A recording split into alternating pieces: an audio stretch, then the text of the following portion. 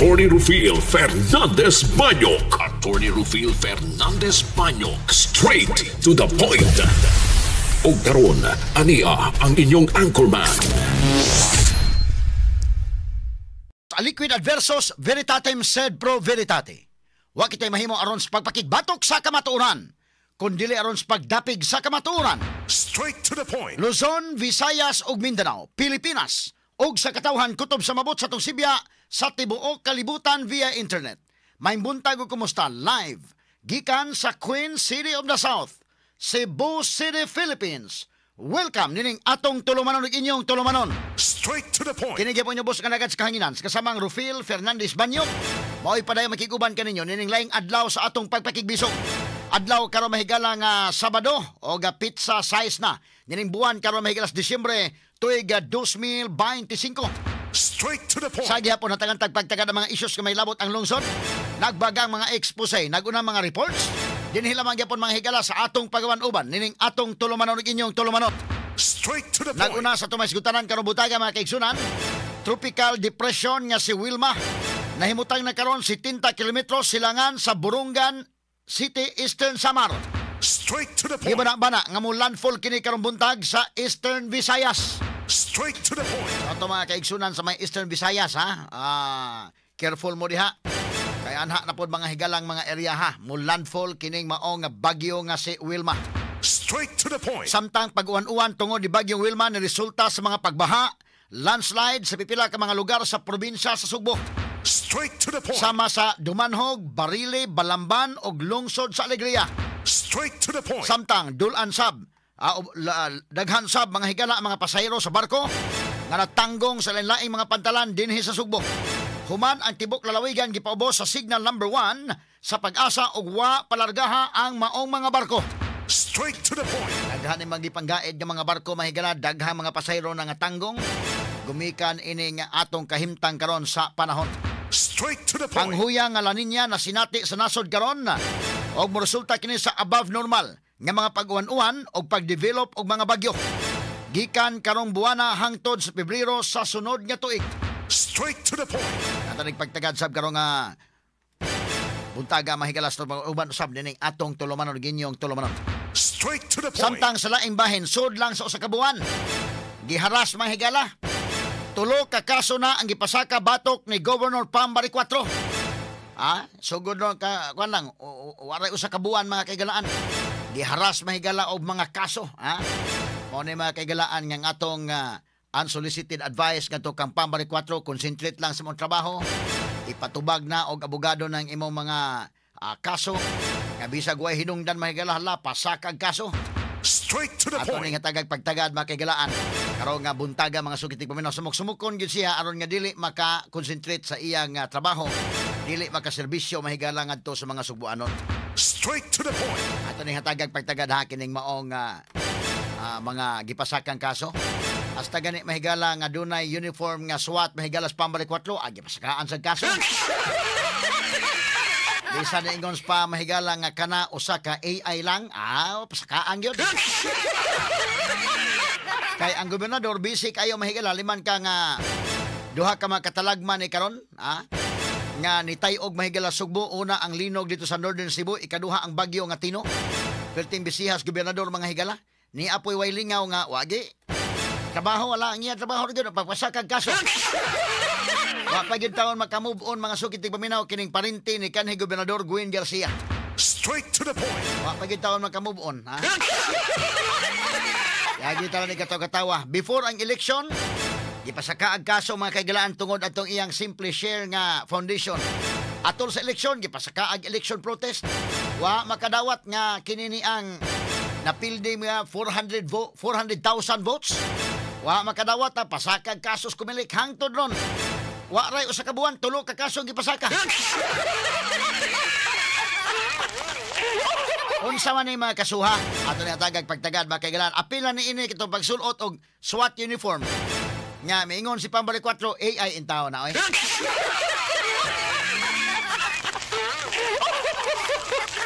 Wa ba ka sa makaila og unsay AI? O ang iya lang for the sake lang mahigala nga maghala pasaka gyud kasong harassment pa, Manubutaga tagaan tanig pagtagad sa tubuhan uban usab dining atong tulumanon inyong tulumanon. Straight to the Unsa may point. implication ani? Mosamot mahigala ang mga tao nga moingon wagi ayo gito si Gobernador Gwen Garcia hasta niyang parinti. Kay hingiham gitong daan. Ay kini kung pasakaan kag kaso bisag way hinungdan niya pasakaan kag kaso, okay lang na kung maka-afford ka, hire kag abogado. Pero pobre kay ndaki niya pasakaan kag kaso way hinungdan. Mo hire mo kag lawyer. So makagasto kag yun.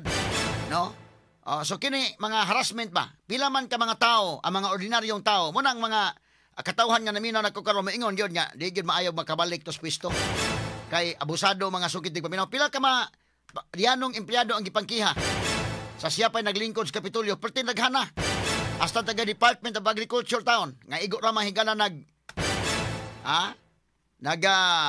himo mahigala sa ilang trabaho gumikan sa African swine fever, agi pangkiha. Kay gusto gid sa mahigala nga iya may matuman nga kolera ra gyud kuno tong sakit sa baboy. Ang taga Department of Agriculture nga mo insist nga ASF in town to, agi ka kiha. Kini ato lang ng giagi katawa mga sukit ng paminaw ha, pero inana ba ka magsalig nga naglingkod naa sa gahom ang mga yanong tao ipangkiha karon bisag wa na sa gahom hala siging kiha unsa may mahitabo ana ang mga tao mga kagalaan nga naminaw na to karon mingon ayaw lang gina kay abusado kayo. Alaw unsa may di amang higala gobernador kita mo mga kagalaan paglinog dito sa norte pagtino grabing nakalihok mahigalang gobernador puting bisiha. Nya di mahigalay wagi hinungdan. Parinti mahigalas gobernador nga wagi hinungdan. Ang iya rigod sige kiha. Way lingaw ning tawhana mga sugitig paminaw. Kata ni pagtagad lubutaga sa atong pamanuban usab dining atong tulumanon ug inyong tulumanon. Straight to the point. Samtang sa dugang mga balita ang Metropolitan Cebu Water District ni pasalig nga dili mapiktuhan ang paghatod og serbisyo ngadto sa ilang mga konsumidor bisan pa man sa mga hagit o bakante nga posisyon diha sa MCWD board. Straight to the point. Asa man daning mga membro aning board kumahon. Murag nang lakaw man kuno day. Medyo basta mga higala mga labaw nila diha, Ato ni tagag pagtagad nga buntaga sa atong pabanuban usab dining atong tulumanon ug inyong tulumanon. Straight to the point. Samtang sa kauluhan ang Korte Suprema hingpit ng nimando nga ipauli gyud. Mo na kong giingon na ang pinakabastos nga budget mga kagilaan karon gisundan na ba 2026 trillion gyap 6.7 trillion gyapon. Wagi mo tagam, Wagi mo tagam. Ang last year 6.3 trillion. Karon tuiga 6.3 trillion. Ang next year mahigala 6.7 trillion. Wa gyud. Mura gyud mga higalag. Why makabadlong gyud mga sukit tig paminaw. Kay total unahuna la kumbate lang ni ato lang ni. No? Total kotobra man ang mga tao magbagulbol.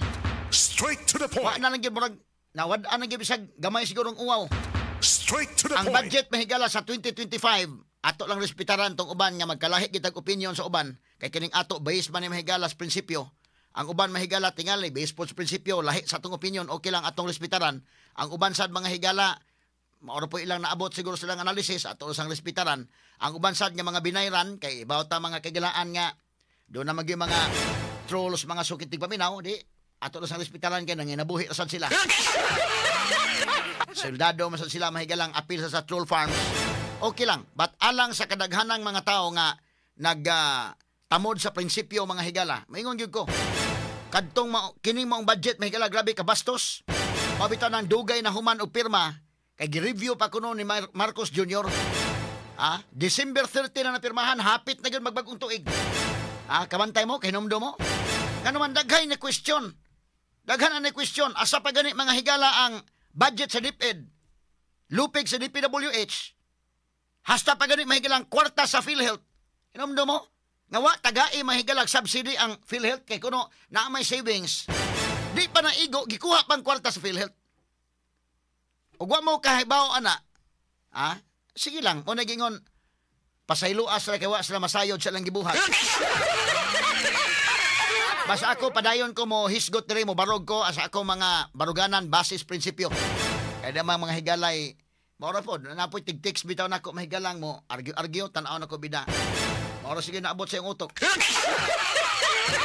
Ako lang ginespitaran ka, Brad, kaya maura ginaabot sa mong utok, Brad. Imagine ka ng PhilHealth, wa mo hatag og subsidy ang Philippine government, Kay matod pa doon naman kuno'y savings. Di pa na igo, gikuha pa yun ang savings sa PhilHealth. Gibutang sa Bureau of Treasury. Karon mismo mahigala si former Chief Justice Antonio Carpio, mao naging tingog sa Indekin, wa nakagwanta. Nga, kabastos ba? Ang PhilHealth mahigala nga 60 billion. Gikuha mga kaigalaan. Wa pa tagaig subsidy, gikuhaan pa. Unya gigamit sa flood control pagka nga bastos gyud. Kunapay lang termino ana. Mahimong gamiton mga sukit tig paminaw. Straight to the point. Unya nagrally na mga tao ingon sa BBM nga sige kay ato lang iuli. Hanto doon wa pa iuli.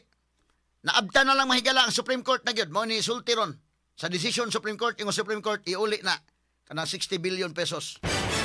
Di amo na kinsa man ang kwartang sa PhilHealth gikan na sa contribution sa mga members. Straight to the point. Gawas nga nagbayad tagbuhis kitang mga tao. Labi ng mga empleyado nga naghago gyud og trabaho. Nagbayad tas tong buhis, gawas ana giibanan ta og contribution sa PhilHealth. Straight to the point. Natay contribution, nagbayad tag premium. Mandatory na, gumikan kay usa ka na ka statutory obligation. Nya kana ang kwarta ha, separate yun na. Kay kwarta na sa mga members. Agi kuha oy. Straight to the point. Hasta pa ang kwarta may galas PDIC gikuha. Pagka mga salbahis. Straight to the point. Pero butaga-tagan tanig pagtagat sa panuban usab ning atong tulumanon ug inyong tulumanon. Straight to the point. Unya karon dekin makaingon gyud ka nga wa man ko mulili gyud ang biography karon tug lili sa may background ni tawhana nga. Medyo bright boy sa da. Bright boy kay bawag kay siya ko pasabot. Bright boy sa pasikot-sikot sa kwarta ug mayo unta niyang ka bright ug gigamit sa tinarong. Sus may mo sikot-sikot sa kwarta mga kaigalaan. Mo ni ko sa may background aning ngilngig man sa ning tawhana di ay. Wailain, Finance Secretary kaniadto Ralph Ricto. Straight to the point. Astang ilngiga masaday mo dag sikot-sikot mga higala sa pamaagi mga kaigalaan sa kwarta. Straight to the point. Medyo ato ning isgutan mga kaigalaan. Unya, nawagtang sa Bersamin, di puli mga higala pagka-executive secretary niya sa Ricto. Straight to the point. Ay. Ang butaga tagan tanig pagtagat sa banuban usab ning atong tulumanon ug inyong tulumanon. Straight to the point. Ay daghang mga bright din nga gigamit mahigala ang ilang ka bright. Unsaon mahigala nga malkansing katawhan. Straight to the Tanig point. pagtagat lubutaga sa banuban usab ning atong tulumanon ug inyong tulumanon. Straight to the point. Samtang ang Malacañang ni klaro nga wa kunoy kalabutan sa giingong destabilization plot ang kalit nga paghatag og dugang benepisyo ngadto sa military ug mga uniform personnel mga sukin tig paminaw. Straight to the point. Kay doon na naman mga higalay pag-alma. Nag-alburuto naman ang Armed Forces of the Philippines. Nag-alburuto na ang rank and files. Meaning grabing mga panghitabo karon. Unsa gihimo mahigala sa Malacañang taga-ag increase mo. Increase ay mo kabalaka military, ay mo pagplano-plano kudita diha na mo increase karon tuiga, ang subsistence allowance increasean mo. 350 pesos ang matag-adlaw nga increase. Next year guaranteed na day. By January, increase. January 2026, increase. January 2027, increase. January 2028, increase. So, ay namog kudita-kudita niya, ha? Sa diha, mga higalang nilutaw nga i-reset. Doon ay reset nga paghimuon sa armed forces. Increase. Oy. Kaya kita lang katawa may gala pero Malacañang ningon nga kanang pag-increase ko no wa ko no nailabot sa destabilization plot. Mo na giingon sa panultihon kanadto istorya. Kini guban pang mga iskutanan niyo mabati exclusive over DYHP RMN Cebu 612 sa dial sa inyong mga radyo sa 93.9 IFM.